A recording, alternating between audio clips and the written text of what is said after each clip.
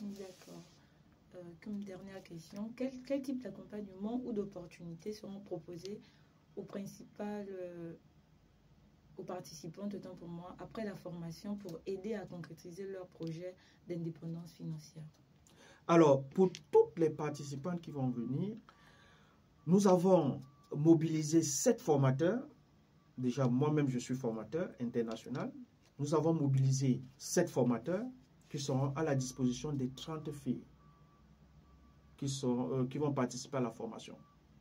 Ensuite, à la fin de cette formation-là, ces filles seront accompagnées par le partenaire financier, c'est-à-dire l'AFG, la banque. Donc, lorsqu'elles finissent la formation, l'AFG finance automatiquement les activités de cette jeune fille. C'est automatique parce qu'elles auront le cachet du Centre de compétences professionnelles entrepreneuriales Zito Ligingema, du CCPE, qui va poser son cachet pour dire oui, cette fille a tout ce qu'il faut pour pouvoir bénéficier de l'accompagnement. À la fin de la formation, cette jeune fille va bénéficier d'un kit de démarrage. C'est-à-dire que quel que soit son secteur d'activité, comme ce sont des petits métiers, nous avons prévu un kit de démarrage pour qu'elle puisse se lancer en activité. Et en dernier lieu, elles vont également bénéficier d'un accompagnement post-formation. Ce n'est pas parce qu'on a fini les 14 jours de la formation intensive, elles ont reçu leur kit de démarrage et qu'on les laisse. Non. Nous avons 4 mois d'accompagnement. Elles seront accompagnées par une équipe qui sera composée à la fois des formateurs du centre de compétences, mais également des formateurs de l'AFG Bank. Cette équipe va se mettre en place pour pouvoir suivre ces filles-là pendant 4 mois, se rassurer qu'effectivement, parce qu'on sait tous, l'entrepreneuriat, c'est pas facile, c'est pas évident.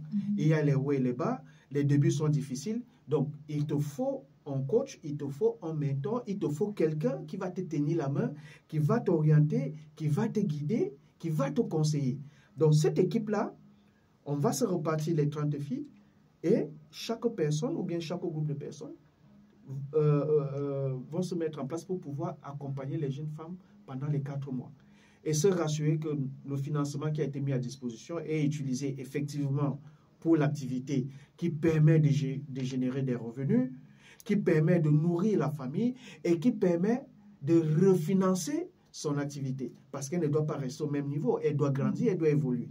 Exact. Voilà. D'accord, vous avez quelque chose à ajouter pour terminer? Alors, je vais juste attirer l'attention de nos compatriotes de dire le centre est ouvert à tout le monde. Le centre est à la disposition de tous les Gabonais.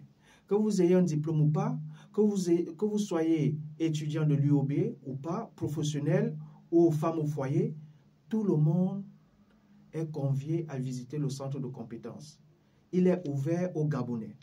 Vous êtes chef d'entreprise, vous êtes une start-up, vous êtes étudiant, vous êtes dans une situation de précarité, vous êtes déscolarisé, vous avez une idée de projet, vous gérez une entreprise, vous avez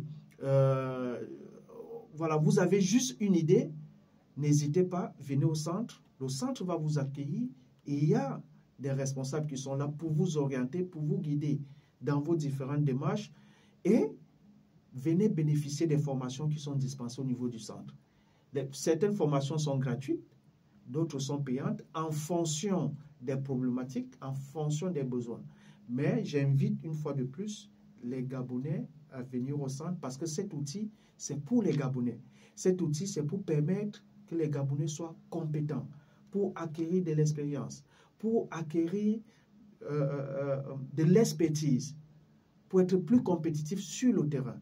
Donc, n'hésitez pas à visiter le centre, à solliciter le centre, quels que soient vos problèmes, quelles que soient vos difficultés par rapport à votre projet, par rapport à votre entreprise. Le centre sera toujours là et répondra présent pour vous accompagner.